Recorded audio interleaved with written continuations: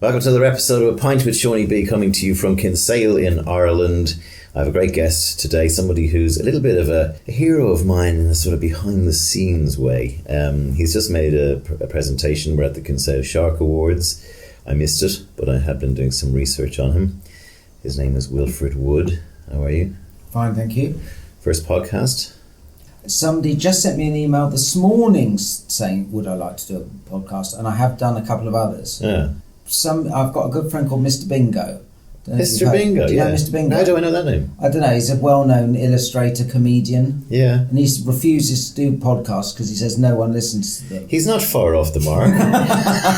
So I that rings round my head when anyone suggests doing a podcast. But we're just other artists like you. I'm more desperate than him, so I'll do anything.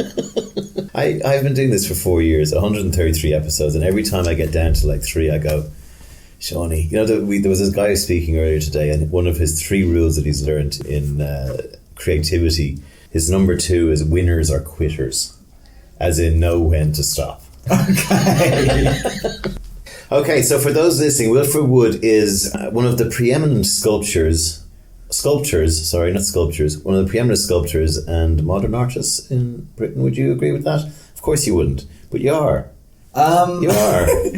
I'm not. I'm only a sort of. Did you say sculptors and modern artists? Well, I think some of your art is brilliant as well. Well, thanks very much. I am an artist. I think to call myself a modern artist sounds a bit daft. Yeah. Well, I'm alive. 2019. Yeah, I'm alive. So yeah, I'm alive. No, but some of your figure work and stuff like that, you know, the ampersands and stuff, they're all fucking cool. Thanks very much. And I'm a sort of a sculptor, but these days I'm actually doing more drawing. Yeah. But at college I did graphic design, which is a different sort of thing again. Yeah. And then I love making things, so I just started making more 3D things. Yeah. When people see that I'm a sculptor, they think Rodin. Oh, right. Yeah. Which I'm not. Okay, so where's the best place to start? Because the reason I said you're a little bit of a hero of mine is that I just absolutely adored Spitting Image. Okay. And you were one of the guys making the dolls. Well, really, I had very little to do with it, is the truth. Spitting Image was on for 13 years, was I think. It really? Yeah.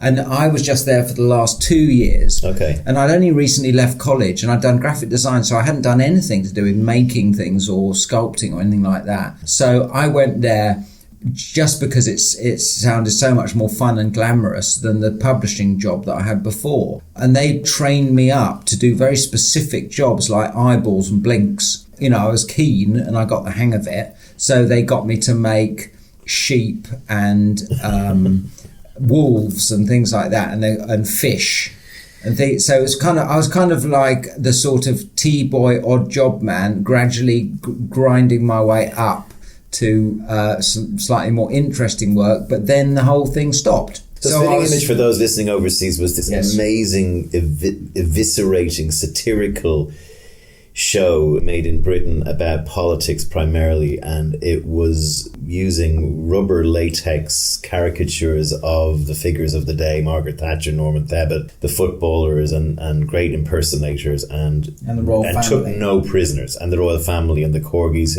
Who did you make anyone famous when you were there? The only person I made was Rolf Harris.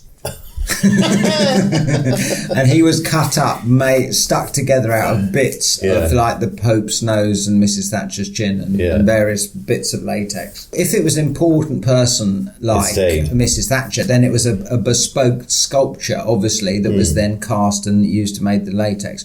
But if it was a bit of a bit player, or someone like Rolf Harris, who was a bit of a cartoon character, well, as it turned out, we didn't know at the time, but he's also quite a sort of easy person to make a head of, so they wouldn't bother going through the whole rigmarole of sculpting something. I just stuck together a load of stuff and it looked roughly like him. Wilfrid just told me that Spitting Image there's a pilot being made to bring it back, and anyone who's listening who knows Spitting Image, write to whoever is doing this to say, yes, we need more of Spitting Image, especially in today's climate, in British politics. How do you stand on Brexit?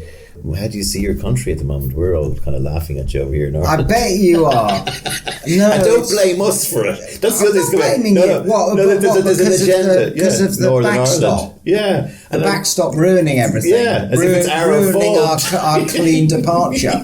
No, it's all very embarrassing. It is. And and weird. And I won't, what about my opinion? But no, it's extremely, the whole thing's really uncomfortable. I hate this sort of conflict. I want our leaders, so to speak, just to be rather dull and get on with things in a managerial sort of way, not to be so dramatic. I know. And unkempt. No, it's terrible. I mean, where is your Boris Johnson? I'm sure you're working on one. I've done it. Oh, you've done it? Well, if you bothered to turn up for my lecture, you would have seen it. Well, I was on your website last night. I loved so anyway, go to, your website is... Wilfrid Wood. No, but don't bother about that. He actually says don't bother with the website, but actually the website is pretty cool. No, it's all old stuff. Instagram is if you want to keep up with my work now, it's Instagram, and that is at Wilfrid Wood Sculptor, but it's Wilfrid with an I, F-R-I-D at the end. So basically a lot of his art is almost spitting image-esque, which are grotesquely satirical, naughty, playful caricatures of famous people. Paul McCartney, one of the other ones I loved was the Wayne Rooney ones that you've done. Oh yeah. And tell me about them. These are, so what would we call them? They're satirical. Well, I would like to call them portraits. Right. I don't, because caricature, immediately you say that word, you think of people in Leicester Squares giving people big noses and big ears, and it being boring. I hope for a start my things are usually less grotesque, and there's more sympathy in them, and they're less extreme, and they're more a portrait of the person, and sometimes a more sort of slightly thoughtful, but nevertheless with a little bit of a side or a sort of a bit of humour in them, but not in the, I hope not in the real bargain basement bucket style caricature. Harry Redknapp was brilliant. Wayne Rooney and was that his dad? Yeah, yes, and his dad. Brilliant. Yeah. But there is a sort of a playfulness about your work that is, when I was looking through it all, it seems like this guy just fucking loves doing this stuff. Right? I really enjoy. Yes, of course. But a lot of people don't. No, I know. Well, I've started to almost feel a bit guilty about some things. That I mean, most people probably have work that they don't really like. Yeah, welcome to advertising. Because I really do like my work. I mean, there's all sorts of frustrations with it, and things often don't work out at all, or they're not as good as I'd hoped, or there's all those sort of artistic, self-imposed agonies. But I mean, on the whole, yes, I try and do what I want to do as much of the time as possible. I don't have big overheads. I don't have any kids. I don't have anyone to support. I mean, that really helps. That's the biggest thing in my life that saved me so much money and angst, because apparently it's $500,000 to $1 million if you have one. Right, I'm sure it is. I know. So you can afford. We can afford to be rather more self-indulgent. Yeah. So I do count myself as a self-indulgent artist. Yeah. But hopefully one which can communicate. I'm not on a crazy cul-de-sac of my own making. I hope that it communicates to people. And you seem to be very prepared to expand your horizons and not get stuck in the same kind of thing. There's a lot of, I can see you playfully moving off in different directions in some of your work. Is that something you consciously do? Well, I think it's an awful trap when an artist of any sort gets stuck in a sort of repeated. I talked about that in my talk actually. Obviously, it's much more fun to try this, try that, but in the same ballpark. Yeah. Where was so you were born in London, and all I know is that you were brought up in a rural part of Sussex. Yes, exactly. So what was your childhood like? Were you artistic when you were a kid, or? Yeah, well, my whole family was. So my dad was a teacher and an illustrator. My mum was a painter and a designer. My granddad was a designer. My grandma was an illustrator. So everybody was a visually arty person. So really me doing something to do with art was a kind of inevitable thing that would happen. I took the easy route. And were you was it when you say it was rural, were you in the countryside? Yeah, very much in the countryside. And big family or small? No, just me, my sister, mum and dad. Right. And happy? Whoa. Well, we can go there or we don't have to. But I mean, I like to try and find the man behind the... Well, I mean... idyllic in terms of the beautiful landscape, massive garden that was really like a nature reserve. My dad was well off. Yes, everything like that was fine. natural history illustrator, so he kept frogs and snakes and lizards and things like that. So it was slightly eccentric in that sort of way. I'd say there was a high level of tension most of the time. Yeah.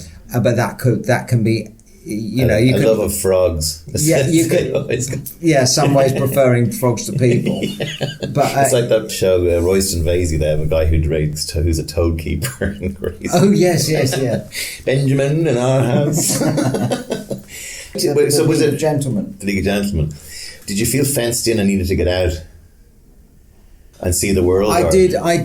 Well, London wasn't that far, so it wasn't as if I grew up in suburbia, you know, and I was longing for the bright lights of the city. There was a touch of that, but I think more psychologically, I wanted to break out. You know, most children, there's a conflict, and I think my conflict was with my rather traditional sort of upbringing.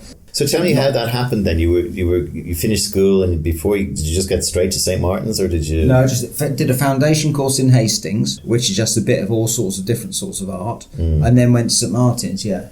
Would your younger self be just puzzled at where you ended up?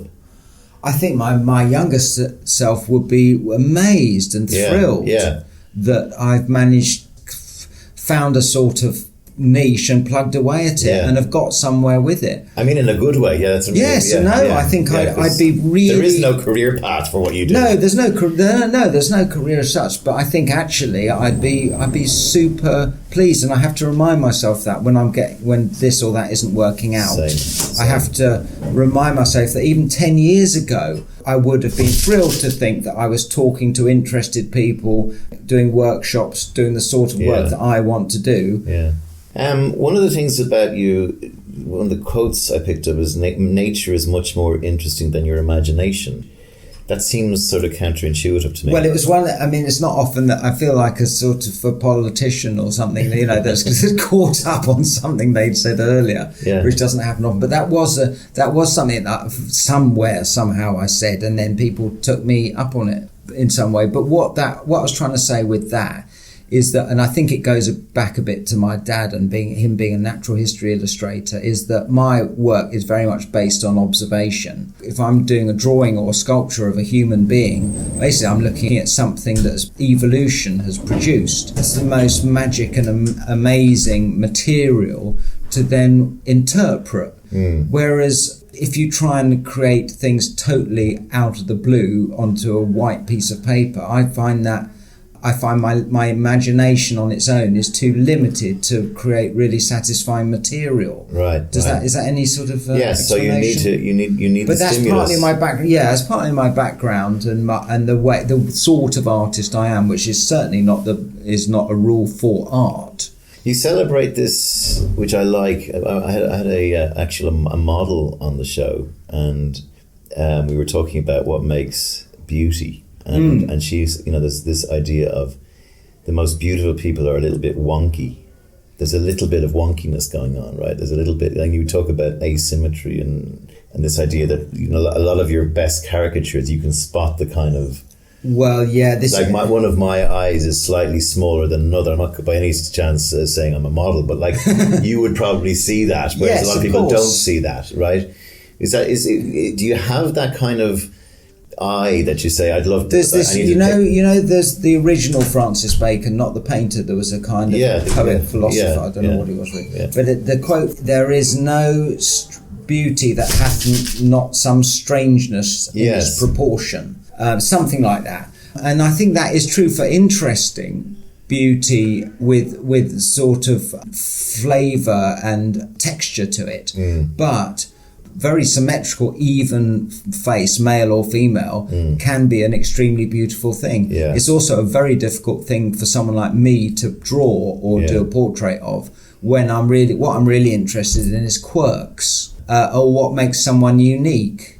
Because if someone walks in with a whopping nose and I'm going to do a portrait, I'm thrilled. Yeah. But it may be the whopping nose that's been the bane of their life. I drew a model the other day who's a fashion model, extremely beautiful. She sat down in front of me and I said, well, the first thing I've just got to say, you've got massive ears. Because usually I feel I have to get these things out in the open before I start drawing. And she said, oh yes, I know. My grandma wanted to pay for them to be pinned back. My parents were terribly worried about them. I got teased at school, and now they've made my fortune. So it's very nice that sometimes these weirdnesses can turn out to be fantastic assets, and it's what I, as it happens, I'm looking for all the time. There's nothing worse than a very evenly balanced, no hooks face. I mean, the question is, there's also then the cover-up. There's also the kind of, with stuff like brands like Dove try to show like the model before she gets fully made up or he gets fully made up is chalk and cheese. And the question, I suppose, then is, aren't we all unbeautiful in the strictest sense of the word? Even going back to Titian and old paintings and stuff like that, there was beauty, but it was hard to. The more polished the beauty, the less real it felt. Or is I'm probably getting confused here, but no, it's all right. I can touch on things that you said that I think about. So say you go to Stratford's shopping centre, Westfield, you see girls walking about there with absolutely flat makeup. Yeah. So that they're really trying to almost obliterate themselves and turn them into sort of cartoon characters. And the eyebrows. Everything's painted on. They're a walking cartoon painting of a person. It's very odd and rather sort of, it's almost like slightly sort of nihilistic. Yeah. It's like you can't begin to accept me as flesh and blood and an interesting weird person. I'm going to blank myself out. Yeah, and make myself like everyone else. Yes, which is a strange attitude. And I generally say to women when I draw them, please don't wear any makeup. Because basically I don't want to draw makeup, I want to draw faces. Yeah. But it's really struck me how difficult it is to try and get certain women not to wear makeup. Yeah. That there was one woman she'd messaged me on Instagram. We had quite a conversation. So I said, please don't wear any makeup. And she was like, ooh, that'll be a challenge. And I thought, well, fine. Okay. And then a few days later, I got another text saying, well, would you mind if I wore a bit of mascara and lipstick? And I said, well, I wouldn't really mind. But on the other, we just talked about this and I'd really rather you didn't. I just want to draw your face. Okay. And I know she's 50 something. And then she turned up covered in makeup. I thought, sake, it's too embarrassing to say wash all your makeup off. So I just decided to go for the makeup. So I just drew her in this, and it looked kind of odd. And maybe I started to think it's got its own interest. What I'm interested in is character. So it's the character of the person. How much can you tell from someone's face about them is a very interesting question. I always wonder, if you walk past Fred West, would you be terrified and think there's a serial killer? Yeah. Or would you just think there's an old country bumpkin who's led a blameless life? Yeah. I think it's very difficult to say. This thing about everyone has the face they deserve when they're 50 or whatever it is. I'm not sure about that at all. I just turned 51, so yeah. Right, I'm 51 in about 3 weeks. Okay, we're the same vintage, exactly the same vintage, yeah. So there's also this naughtiness about you, right? There's a sort of a naughty schoolboy almost in some of your work, right? Is that fair? Yeah, like of course, nudity and rudeness. Yes, a bit carry on. Yes, and I love that because I've had a couple of guests, Carrie Reichardt and Bob Osborne, who are in Chiswick, Mad in Chiswick, and they do all that kind of carry on, Kenneth Williams, slap and tickle, old music halls sort of stuff. Yours is much more polished and modern. There's an element of that. Where is that coming from? I suppose it's some sort of repression. Yeah. Ultimately, that's where it comes from. I try not to overdo it. No, it's not. It is subtle. It's not. It's fairly subtle, and I do less of it these days, really. Yeah. But it's sniggering in the classroom. Yeah, it is, which I love. I love that kind of. But it's also. But I don't want. I think good art has lots of different levels on it. So I try not to have my portraits, or if there's a nude bit of nudity or something like that, I try not to have it as just a punchline and nothing else. So I want it to have a bit of sympathy or a bit of beauty or a bit of strangeness or some other level to it that stops it from just being a one-line joke with a punchline. There was an article. I'd be interested to see what you think of this. Because a lot of your work is culturally in the Zeitgeist. Would that be fair? Like you tend to be. Well, I'd love it if it was. I'm really, really glad. There was a thing that Cheryl Crow just got taken down last week from Madame Tussauds because she's not relevant anymore, which I quite like. I know. But this must be happening all the time. Oh, yes, it does. But you don't hear from it. They just quietly. No. Why did George Harrison is no longer. But was that? Why was she picked out? I don't know. I don't know. Maybe it was just one journalist is all it takes to just go, she'll hate this. God, I wonder what people actually think when they're removed from that. Well, that's what I was going to go there, because I mean, you have like even your Paul McCartney, complete with those two little tones that you make, works great. And there'll be a link to this in the blur of the podcast. But he's done a great Paul McCartney. But let's just say it's old Paul McCartney. It's not mop top. And as someone said, his mouth in that lovely Paul kind of now is now starting to look a little bit anal, for want of a better word. Have you ever had any of these people come to you and go, oi, or I want to buy it? No, Paul McCartney I thought would like to. I wish. I'd love it. Yeah. No, I know.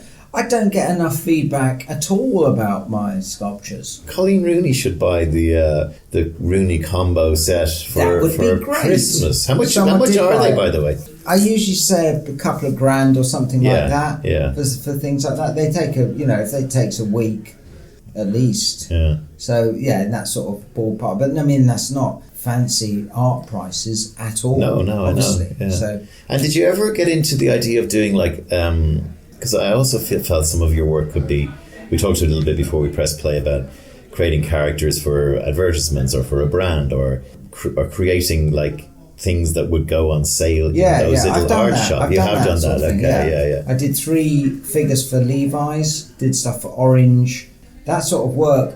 I don't know whether. I think it's fairly much dried up generally for people who's going to actually make things. So if you were going to get characters designed, you'd go to someone who would just do them on the computer rather than make them. Yeah. So when I did characters for Levi's about 10 years ago, so I made the actual sculptures, and then it was all just done by hand, and then they were cast, and then they were painted in China. Or made. And presumably Aardman and people like that were kind of legends in your lunchtime, were they? I don't really like that stuff. Really? Okay. Well, I mean, it's of course it's brilliantly done. Yeah. But it's just too cute, and it's just not my cup of tea. I never sit down. I've never seen an Aardman. Right. Okay. So there's things that people always think I'm going to love that I've really got no interest in. Do you try and insulate yourself from seeing art that's in your bailiwick? What's bailiwick? Well, you don't think Aardman is like your work, but I do, right? Because it's claymation. That's an insult. Oh, come on, it's a claymation models,